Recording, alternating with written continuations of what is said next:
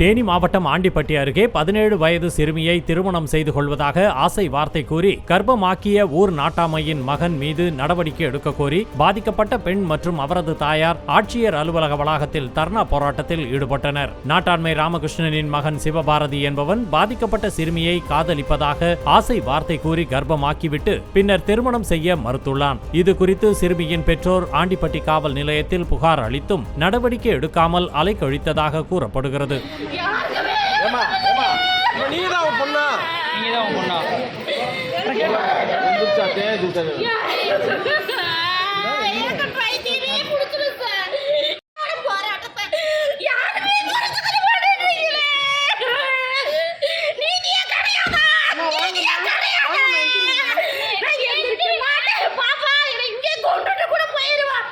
என்ன பிரச்சனை சொல்லுங்க. என்ன பிரச்சனை சொல்லுங்க.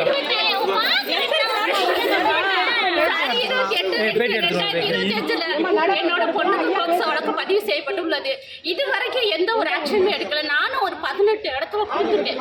வார வந்து மாவட்ட ஆட்சியரை பார்த்துக்கிட்டு தான் இருக்கேன்.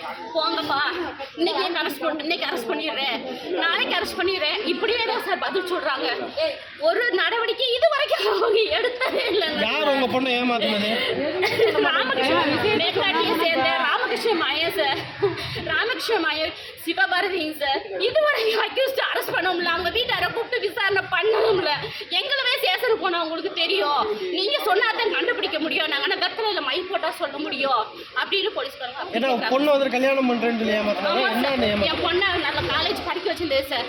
ஆசைவார்த்தை கூறி என் பொண்ணை ஏமாற்றி இந்த மாதிரி பண்ணிட்டா சார்.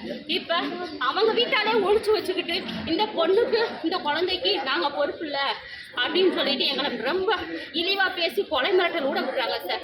என் பொண்ணுக்கு யாருமே இல்லை, என் பொண்ணுக்கு நான் மட்டும் இல்லை சார். என்னால் போராடவும் தெம்பிள்ளாங்க சார்.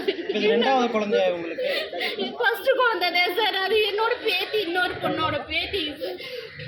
என்னால போராட முடியல. நானும் வர வந்து இன்னைக்கு தான் எனக்கு நீதி கிடைச்சிடும், நாளைக்கு தான் நீதி கிடைச்சிடும் வர வந்து போறேன் சார். ஒருத்தவங்க கூட எனக்கு இறக்கமே படல. ஸ்டேஷன்ல என்னைக்கு கம்ப்ளைன்ட் கொடுத்தீங்க சார்? 22/2/2025 சார்.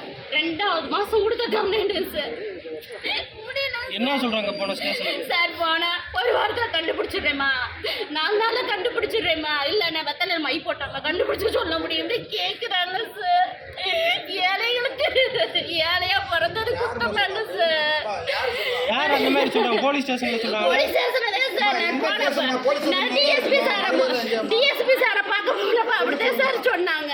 எங்க கம்ப்ளைன்ட் கொடுத்திருக்கீங்க? ஆண்டிப்பட்டி அனைத்து மகளிர் காவல் நிலையத்துல கண்டுபிடிச்சு கொடுத்துருக்கேன் சார். கண்டுபிடிச்சு கொடுத்துருவேன்றாங்க. ஒரு இதுவும் பண்ண மாட்டேன்றாங்க சார்.